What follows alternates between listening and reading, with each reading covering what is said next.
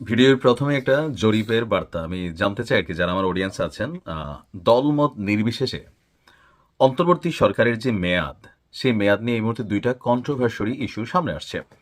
একটা হচ্ছে যে সাম্প্রতিক সময়ে উপদেষ্টা মাহফুজের দেওয়া এক বক্তব্যকে কেন্দ্র করে বলা হচ্ছে যে এই নভেম্বর মাসেই অন্তর্বর্তী সরকারের মেয়াদ শেষ হয়ে যাবে।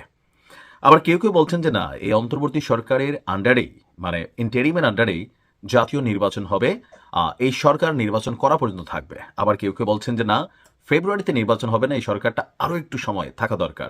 এটা যার যার সুযোগ সুবিধা বা থাকে না যে ধান্দা প্লাস রাষ্ট্রের স্বার্থ, অনেক কিছুতে হতে জিনিসটা কানেক্টেড। তো আপনি আমার অডিয়েন্স হিসাবে আপনি ডক্টর মোহাম্মদ ইউনূসের সরকারকে আসলে আর কতদিন চান?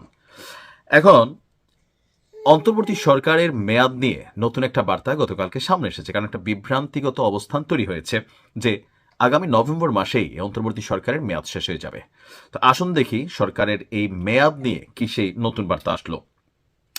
ত্রয়োদশ জাতীয় সংসদ নির্বাচনের তফসিলকে কেন্দ্র করে আর নির্বাচনের আগে তত্ত্বাবধায়ক বা অন্তর্বর্তী সরকার ব্যবস্থা, মানে আগের যে অন্তর্বর্তী ছিল, আগে আমরা যখন দেখতাম নির্বাচন আসলে 3 মাসের জন্য একটা অন্তর্বর্তী সরকার হইতো, আবার এখন যে সরকারটা আছে এটাকেও আমরা ইন্টারিম অথবা কেউ অন্তর্বর্তী সরকার হিসাবেও চিহ্নিত করে থাকি।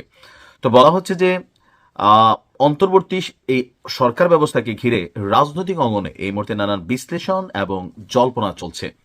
এই প্রেক্ষাপটে তথ্য এবং সম্প্রচার মন্ত্রণালয়ের উপদেষ্টা মাহফুজ আলমের সাম্প্রতিক বক্তব্যে নতুন করে আরও বিতর্ক তৈরি হয়েছে যে নভেম্বরে কি ডক্টর ইউনূসের সরকার শেষ হতে যাচ্ছে। তবে এই প্রশ্নের খোলামেলা জবাব দিয়েছে প্রধান উপদেষ্টার প্রেস উইং থেকে প্রকাশিত এক বিবৃতিতে।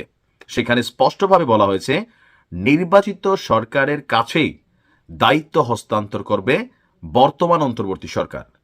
আবার নির্বাচিত সরকার যদি সেটা ফেব্রুয়ারিতে নির্বাচন হোক অথবা এর পরে হোক, তবে আমাদের সরকারের পক্ষ থেকে বারবার দেশি বিদেশি বিভিন্ন গণমাধ্যমের মাধ্যমে জানানো হয়েছে যে আগামী ফেব্রুয়ারিতে নির্বাচন হবে, কোনো শক্তি, পৃথিবীর কোনো শক্তি এই নির্বাচনকে আটকাতে পারবে না।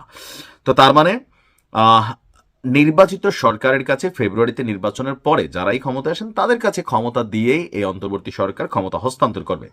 নির্বাচনী সরকার দায়িত্ব গ্রহণ না করা পর্যন্ত এই উপদেষ্টা পরিষদ যেই সরকার আছে তারা তাদের কার্যক্রম চালিয়ে যাবে। বিবৃতিতে আরও বলা হয়েছে যে সরকারের সংস্কার কার্যক্রম নভেম্বরের মধ্যেই শেষ করতে হবে, এই যে আরেকটা প্রচারণা বা বিবৃতি আছে বা ধারণা আছে, এটাও সঠিক নয়, বরং এসব সংস্কার কার্যক্রম পূর্ণাঙ্গভাবে চলমান থাকবে। এর আগে তথ্য উপদেষ্টা মাহফুজ আলম ঢাকা রিপোর্টার্স ইউনিটিতে আয়োজিত মিট দ্য রিপোর্টার্স অনুষ্ঠানে বলেছিলেন নভেম্বরের পর আর মন্ত্রিসভার বৈঠক হবে না, তখন সরকার নির্বাচন কমিশনের অধীনে থেকে তার ভূমিকা পালন করবে। তার এই কথাটাতে যত ঝামেলা লাগছে, তবে উপদেষ্টা মাহফুজ মাঝে মাঝে এমন এমন কথা বলেন বা স্টেটাস দেন যেটা 2-4 ঘন্টাও টিকে না, বা তার বক্তব্যগুলো নিজেদের সাথেই সাংঘর্ষিক অবস্থানে চলে যায়। তিনি কথাটা বললেন কি যে আপনার নভেম্বরের পর আর মন্ত্রিসভার বৈঠক হবে না, তার মানে উপদেষ্টা পরিষদের বৈঠক আর হবে না। তাহলে রাষ্ট্র কার্যত কোনো সরকারের আন্ডারে থাকবে? অবশ্যই না। তো এই জায়গাটা থেকে তখন তার বক্তব্য যেটা ছিল যে সরকার নির্বাচন কমিশনের অধীনে চলে যাবে, অর্থাৎ ডক্টর ইউনূস তিনি ইসির আন্ডারে বা তার এই সরকার ইসির আন্ডারে চলে যাবে।